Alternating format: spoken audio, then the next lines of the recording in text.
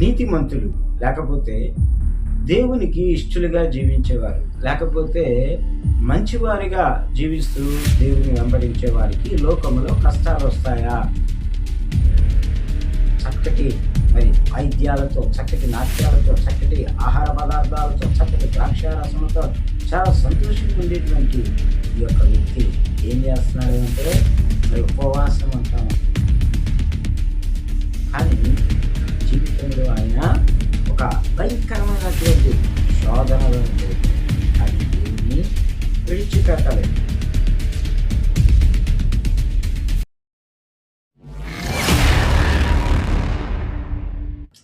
క్రీస్తునందు ప్రియులారా, యూట్యూబ్ ద్వారా ఈ సద్భక్తి అనే కార్యక్రమాన్ని వీక్షిస్తూ బలపరచబడుతున్నామని తెలియజేస్తున్న మీకు అందరికీ మన ప్రభువును రక్షకుడైన యేసుక్రీస్తు నామములో వందనాలు చెల్లిస్తూ ఉన్నాను.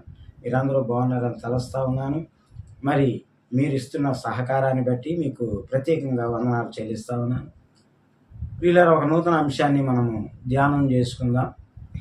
నీతిమంతులు, లేకపోతే దేవునికి ఇష్టలుగా జీవించేవారు, లేకపోతే మంచివారిగా జీవిస్తూ దేవుని వెంబడించే వారికి లోకంలో కష్టాలు వస్తాయా అనేటువంటి అంశాన్ని మనం ధ్యానం చేసుకుందాం. దానికంటే ముందుగా ఒక చిన్న పల్లవి పాడి మనం వాక్య ధ్యానంలోనికి వెళ్దాం. పాడేద స్తుతి గానము, కొనియాడేద నీ నామము,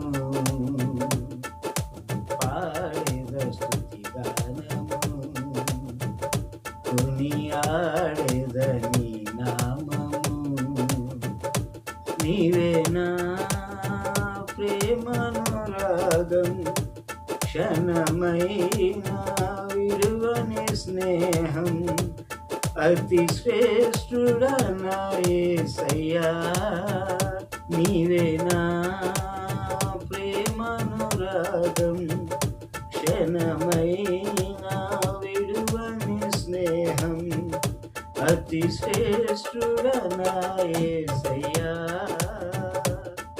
పాడేద స్తుతి గానము, కొనియాడేద నీ నామము,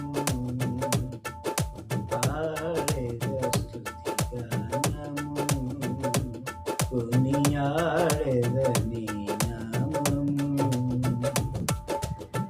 మంచిది ప్రియులారా, మనం ఈ దినము ఒక నూతనమైన వర్తమానాన్ని ధ్యానం చేసుకున్నాం. చాలామంది వర్తమానాలు నచ్చి షేర్ చేస్తున్నారు, అనేకులకు మరి వీక్షించడానికి వీటిని పంపిస్తూ ఉన్నారు. మీకు అందరికీ కూడా ప్రత్యేకమైన వందనాలు. చాలామంది చక్కటి విషయాలని మీరు చెప్తున్నారు, పాస్టర్ గారు అంటున్నారు. అందును బట్టి వారికి కూడా ప్రత్యేకమైన ధన్యవాదాలు చెప్తా ఉన్నాను. ఈ సమయంలో మనం చూద్దాం, మనం ధ్యానం చేసుకుంటుంది ఏంటి అంటే యేసు ప్రభువుని వెంబడిస్తూ మంచిగా జీవించేటువంటి వారికి కూడా ఈ భూమి మీద కష్టాలు ఉంటాయి, లోకంలో కష్టాలు ఉంటాయి అనేటువంటి అంశాన్ని మనం ధ్యానం చేసుకున్నాం. పేతురు రాసిన మొదటి పత్రిక 1వ అధ్యాయం 7వ వచనాన్ని మనం చదువుకున్నట్లయితే, నశించిపోవు సువర్ణం అగ్ని పరీక్ష వల్ల శుద్ధిపరచబడుచున్నది కదా, దానికంటే అమూల్యమైన మీ విశ్వాసము శోధనల చేత పరీక్షకు నిలిచినదై యేసుక్రీస్తు ప్రత్యక్షమైనప్పుడు మీకు ఆ మెప్పును మహిమయు ఘనతను కలుగుటకు కారణమగును అనేటువంటి మాటలు మనం చూస్తున్నాం. ప్రియ దైవజన్మ, ఇక్కడ చక్కటి మాటను పేతురు భక్తుడు రాయించడం అనేది జరుగుతూ ఉంది. నశించిపోవు సువర్ణము అగ్ని పరీక్ష వల్ల శుద్ధిపరచబడతాది. చూడండి, లేఖనాలు సెలవిస్తా ఉన్నాయి, వెండి బంగారాలు యెహోవా ఉగ్రత దినమున మీకు అక్కరకు రాదు. ఏమండి, మరి యొక్క ఆ వెండి బంగారాలు దాని గురించి మాట్లాడుతూ ఉన్నాడు. నశించిపోవు, ఒక దినాన అవి మరి నశించిపోయేటువంటి పరిస్థితికి వెళ్ళిపోతాయి. కానీ ఇక్కడ చెప్తున్న మాట అమూల్యమైన మీ విశ్వాసం. ఏమండి, దేవుని పట్ల మీరు కలిగి ఉన్న విశ్వాసం, అచంచలమైనటువంటి ఆ విశ్వాసాన్ని ఇదిగో పరీక్షకు నిలవాలి అంటున్నారు. కారణం ఏంటంటే ఈ అమూల్యమైన విశ్వాసానికి పరీక్ష కొన్ని శోధనల ద్వారా ఈ భూమి మీద ఎదుర్కోవడం జరుగుతూ ఉంటుంది. ఎందుకంటే మరి యేసుక్రీస్తు ప్రభువారు చెప్పినట్టుగా మరి నేనుండి చోటున మీరుండు లాగిన స్థలాలు సిద్ధపరుస్తానని చెప్పినట్టుగా ఆ నిత్య జీవానికి వారసులయ్యేటువంటి వ్యక్తులు మరి ఏ విధంగా వారు ఉన్నారు అన్నది పరీక్ష చేసుకోవడానికి. చూడండి, మనం చూస్తా ఉన్నాం. అదే మొదటి పేతురు రాసిన మొదటి పత్రిక 1వ అధ్యాయం 18-19 వచనాలు చూస్తే, వెండి బంగారాల వంటి క్షయ వస్తువుల చేత మీరు విమోచింపబడలేదు కానీ, అక్కడే చెప్పబడుతున్న మాట మనం చూస్తా ఉన్నాం. మీరు వెండి బంగారాల లాంటి క్షయ వస్తువుల చేత మీరు విమోచింపబడలేదు కానీ అమూల్యమైన రక్తము చేత అంటూ అక్కడ కింద రాయబడుతుంది, క్రీస్తు యేసు రక్తము చేత మీరు విమోచింపబడితే. చూడండి, మనలను నీతిమంతులుగా పరిశుద్ధులుగా తీర్చిదిద్దిన ఆ రక్తము యేసు క్రీస్తు ప్రభువారు. కాబట్టి ఆయనతో మనం ఉండడానికి మనకి ఆ క్వాలిఫికేషన్ ఉందా? మనము తగిన వారిగా ఉంటున్నామా? మనము ఎటువంటి జీవితాన్ని జీవిస్తా ఉన్నాము అన్నది మరి లోకములో కొన్ని మరి పరీక్షలు లేకపోతే మరి శోధనల గుండా దేవుడు మన విశ్వాసాన్ని పరీక్షిస్తూ ఉంటాడు. ప్రియ దేవుని జనాంగమా, యోబు గ్రంథము 1వ అధ్యాయం 8వ వచనంలో మనం చదువుకున్నట్లయితే, అందుకు యెహోవా, నీవు నా సేవకుడైన యోబు సంగతి ఆలోచించావా? అతడు యథార్థవర్తనుడును న్యాయవంతుడై దేవుని యందల భయభక్తులు కలిగి చెడుతనమును విసర్జించిన వాడు, భూమి మీద అతని వంటి వాడు ఎవడును లేడు అనేటువంటి మాటని మనం వింటాం. స్వయంగా దేవుడు యోబు గురించి మరి ఒక విషయాన్ని చెప్తా ఉన్నాడు, సాక్ష్యాన్ని చెప్తా ఉన్నాడు. ఈ యోబు గారు యథార్థవంతుడు అని. యోబు యథార్థత ఎక్కడుంది అంటే తన కుటుంబ సభ్యుల మధ్యలో యథార్థవంతుడిగా ఉంటున్నాడు. మరి అదే విధంగా మనం చూస్తాం, న్యాయవంతుడుగా ఉంటున్నాడు. సమాజం మధ్యలో న్యాయవంతుడిగా యోబు తన జీవితాన్ని కొనసాగిస్తా ఉన్నాడు. అంతేకాకుండా మనం చూసినట్లయితే దేవుని యందు భయభక్తులు కలిగి చెడుతనాన్ని విసర్జించిన వాడిగా ఉంటున్నాడు. మనం గమనించినట్లయితే లేఖనములో మనం చూస్తాం, ఈ మాట దేవుడు ముమ్మారు యోబు గ్రంథం 1-2 అధ్యాయాల్లో రాయించడం అనేది మనం చూస్తా ఉన్నాం. దేవుడే యోబు గురించి సాక్ష్యమిస్తున్నాడు. యోబు మరి ఆ ఊజు దేశంలో చాలా ధనవంతుడిగా ఉంటా ఉన్నాడు. యోబు తన కుటుంబం అంతా అక్క చెల్లెలతో అందరితో కలిసి ఉండేటువంటి వాడు. అదేవిధంగా తన కుమారుడు కుమార్తెల కొరకు మరి అనుదినము కూడా దేవుని యొద్ద ఆయన వారికి వారు ఏమైనా ఒకవేళ తప్పు చేసి ఉంటారేమో అని వారి పక్షాన ఆయన చాలా బలి అర్పణలు అవి దేవునికి అర్పిస్తూ ఉండేటువంటి వాడు. యోబు చాలా మంచి వ్యక్తి. అయితే మనం చూస్తా ఉన్నాం, ఇంత దేవుని చేత సాక్ష్యం పొందిన యోబు గురించి ఒక సందర్భం వచ్చింది. అపవాది దేవుని దగ్గర నిలబడి యోబు గురించి ప్రశ్నించినప్పుడు అపవాదికి దేవుడు చెప్తున్న మాట 2వ అధ్యాయం 6వ వచనంలో చూస్తాం. అందుకు యెహోవా, అతడు నీ వశమున ఉన్నాడు, అతని ప్రాణం మాత్రం నువ్వు ముట్టవద్దని సెలవిచ్చినటువంటి మాట మనం చూస్తున్నాం. యెహోవా దేవుడు స్వయంగా అపవాదితో అంటాడు, అతడు నీ వశమున ఉన్నాడు. చూద్దాం, ఆలోచన చేద్దాం. ఈ లోకములో మరి చాలా మనం ఆలోచన చేసినట్లయితే మనందరము కూడా అపవాదికి దగ్గరగా ఉంటున్నాం అన్నది, లేకపోతే అపవాది మనతో కలిసి ఉన్నాడు అన్నది మనం గమనించగలుగుతాం. ఎందుకంటే లేఖనాల్లో మనం చూసినట్లయితే యోహాను రాసిన మొదటి పత్రిక 2వ అధ్యాయం 15-16 వచనాలు మనం గమనించినట్లయితే, నేత్రాశ శరీరాశ జీవపుడము తండ్రి వలన పుట్టినవి కావు అనేటువంటి మాట. ఈ లోకములో నేత్రాశ శరీరాశ జీవపుడము ఉంటాయి, అవి తండ్రి వలన పుట్టినవి కాదు అని లేఖనం సెలవిస్తా ఉంది. కాబట్టి మానవుడు ఈ యొక్క నేత్రాశ శరీరాశ జీవపుడములో పడడానికి ఎక్కువ అవకాశాలు ఉన్నాయి. ఏమన్నా అంతేకాదు, అదే యోహాను రాసిన మొదటి పత్రిక 5వ అధ్యాయం 19వ వచనంలో మనం చూస్తాము, లోకమంతయు దృష్టిని యందు ఉన్నదని ఎరుగుదను అనేటువంటి మాట. ఈ యొక్క అపవాది ఏం చేస్తున్నాడంట? గర్జించు సింహలా తిరుగుతూ ఉన్నాడంట. ఎందుకు అంటే ఎవరిని పట్టుకుందామా, ఎవరి భక్తిని పాడు చేద్దామా, ఎవరి దైవకత్వాన్ని పాడు చేద్దామా, ఎవరిని దేవుని నుండి దూరం చేద్దామా అన్నదే వాడి యొక్క ఆలోచన. అందుకే మనం చూస్తా ఉన్నాం, ఈ యొక్క బాగా మంచి భక్తిపరుడైనటువంటి యోబు. ఏమండి, మనం చూసినట్లయితే లేఖనాలు బాగా చదివినట్లయితే ఊజు దేశంలో ఆయన అంత ధనవంతుడు లేడు. కానీ ఆయనకి ఏం జరిగింది అంటే, ఆయన చెడ్డోడు కాదు, దేవుని చేత సాక్ష్యం పొందినటువంటి వ్యక్తి, చాలా మంచి వ్యక్తి. దేవుని మాటను వెంబడిస్తూ అనుసరిస్తూ ఆజ్ఞ ప్రకారంగా జీవించేటువంటి ఆ వ్యక్తికి ఎటువంటి కష్టం వచ్చిందంటే ప్రియులారా, మనం లేఖనంలో చూసినట్లయితే అతని ఆస్తి పోయింది, అతని గొర్రెలు, ఒంటెలు, ఎద్దులు, గాడిదలు పోయాయి. 1వ అధ్యాయం 18, 19 వచనాల్లో మనం చూస్తాం. తర్వాత కుమార్తెలు, కుమారులు చనిపోయారు. మరి అదే కాకుండా 2వ అధ్యాయం 7, 8 వచనాల్లో మనం చూస్తాం.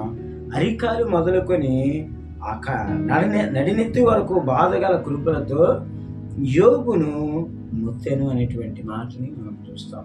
చూడండి, దేవుని చేత సాక్ష్యము పొందిన యోబు జీవితంలో మరి భయంకరమైనటువంటి శోధనలు కలిగాయి. తన ఆస్తి పోయింది, తన పశు సంపద పోయింది, తన కుమారులు, కుమార్తెలు పోయారు. చివరికి తన శరీరానికి కూడా భయంకరమైనటువంటి వ్యాధి వచ్చింది. ఆలోచన చేద్దాం, యోబు ఏమైనా తప్పు చేసేదా? యోబు దైవికంగా జీవించలేదా? కానీ ఈ లోకములో నీతిమంతుడైన యోబుకి, దైవికమైన యోబుకి కూడా భయంకరమైనటువంటి కష్టం వచ్చింది. ఈరోజు నీతిమంతుడిగా ఉంటున్నటువంటి వ్యక్తుల జీవితాల్లో, దేవుని అనుసరిస్తూ ఆజ్ఞలు వింటూ దేవుని మహిమపరుస్తూ జీవిస్తున్న వ్యక్తుల జీవితాలు, ఒకవేళ కష్టం వస్తే ఎందుకు నాకు ఈ కష్టం వస్తుంది అని ఆలోచించినట్లయితే, దేవుడు ముందుగా రాయించాడు యోబు జీవితాన్ని ఒక ఉదాహరణగా. యోబు చాలా మంచోడు, కానీ తన జీవితంలో ఆయన ఒక భయంకరమైనటువంటి శోధనలోకి వెళ్ళిపోయాడు. కానీ దేవుని విడిచిపెట్టలేదు. వీళ్ళరా మరి అదే విధంగా ఇంకొక వ్యక్తిని మనం చూద్దాం. మరి దానియేలు గ్రంథము 6వ అధ్యాయం 10వ వచనాన్ని మనం చదువుకుంటే, ఇట్టి శాసనము సంతకము చేయబడనని దానియేలు తెలుసుకొనినను అతడు తన ఇంటికి వెళ్ళి యథాప్రకారముగా అనుదినము ముమ్మారు మోకాళ్ళుని తన ఇంటి పైగది కిటికీలు యెరూషలేము తట్టునకు తెరవబడి ఉండగా తన దేవునికి ప్రార్థన చేయుచు ఆయనను స్తుతించుచు వచ్చాడు. ఏమండి, ఒక శాసనము చేయడం జరిగింది. ఆ శాసనము ఏంటి అంటే, మరి ఆ రాజు యొక్క ప్రతిమను కాకుండా, ఏమండి, ఇంకెవరిని, ఏమండి, దర్యావేష్ రాజు యొక్క ప్రతిమను కాకుండా ఇంకెవరిని పూజించకూడదు అనేది శాసనం.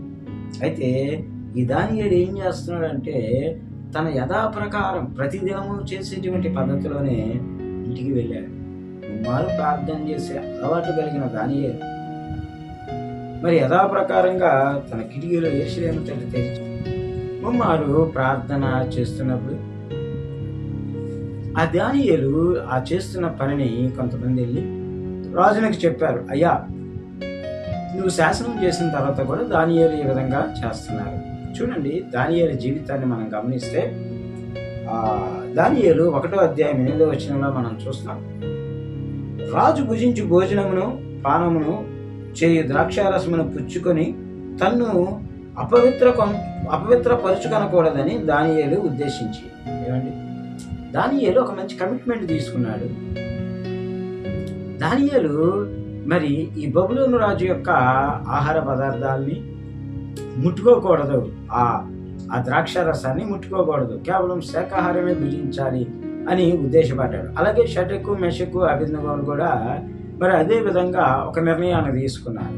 ప్రియ దైవజనమ, అయితే ఆ యొక్క మరి ఆ అంతఃపురం నుండి వచ్చిన వ్యక్తి అంటున్నాడు నపుంసకుడు, మీకు రాజభోజనాన్ని ఇస్తాను, మీకు రాజు పానం చేసేటువంటి ద్రాక్షారసం ఇస్తానంటే అది మాకు వద్దు అని, మేము మరి సామాన్యమైన భోజనమే చేస్తామని చెప్పి శాకాహారమే చేస్తామని ఒక దేవుని పక్షాన్ని నుండి ఒక నిర్ణయం తీసుకున్నాడు. ప్రియులారా, మనం గమనించినట్లయితే ఒక కమిట్మెంట్ దేవుని కొరకు వారు సిద్ధపరుచుకున్నారు. అంతేకాదు, దానియేలు 6వ అధ్యాయం 4వ వచనం చూస్తే, దానియేలు మీద ఏదైనా నింద మోపవాలని ఉండి తగిన హేతువు కనిపెట్టుచుండిరి కానీ దానియేలు నమ్మకస్తుడే, ఏ నేరమైనను ఏ తప్పైనను చేయువాడు కాడు గనుక దానియేలులో ఏ తప్పైనను లోపమైనను కనుగొనలేకపోయారు అనేటువంటి మాటలు మనం చూస్తాము. దానియేలుని చాలా జాగ్రత్తగా కొంతమంది వ్యక్తులు కనిపెడతా ఉన్నారు. దానియేలు ఏ తప్పు చేస్తాడు, ఏ పాపం చేస్తాడు అని చెప్పి వాళ్ళు కొన్ని దినాలుగా, కొన్ని నెలలుగా, కొన్ని సంవత్సరాలుగా కనిపెడతా ఉన్నారు. అయితే బైబిల్లో రాయబడిన మాట మనం చూసాం, దానియేలు యందు ఏ తప్పైనా ఏ లోపమైనా లేదట.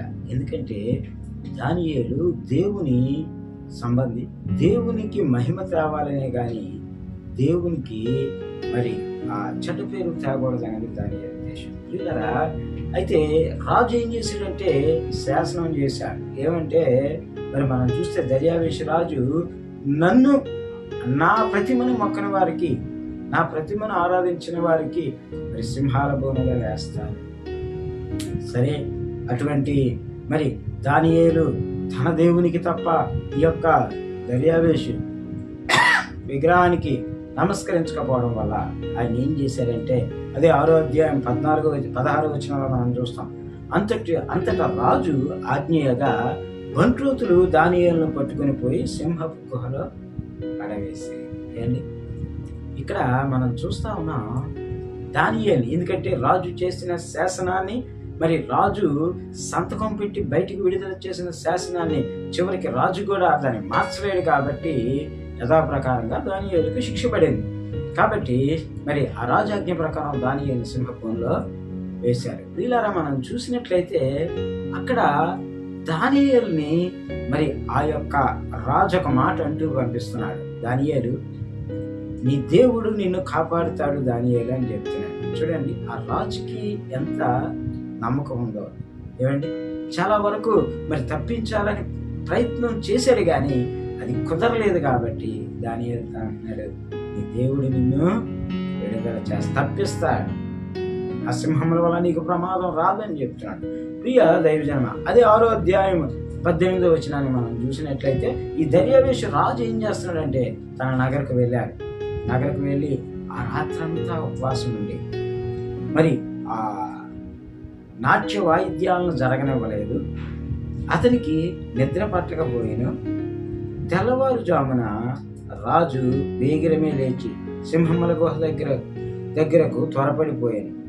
అంతట గుహ దగ్గరికి రాగానే దుఃఖస్వరముతో దానియేలును పిలిచి, జీవము గల దేవుని సైనికుడైన దానియేలు, నిత్యము నీవు సేవించుచున్న నీ దేవుడు నిన్ను రక్షింపగలిగిన అని అతన్ని అడిగాను. చూడండి, దానియేలు సింహాల బోనులోనికి వెళ్ళాడు. ఈ యొక్క రాజు మరి రాత్రి తన నగరంలోనికి వెళ్ళిన తర్వాత ఉపవాసం ఉన్నాడంట. ప్రమాదం దానియేలుకా రాజుకా?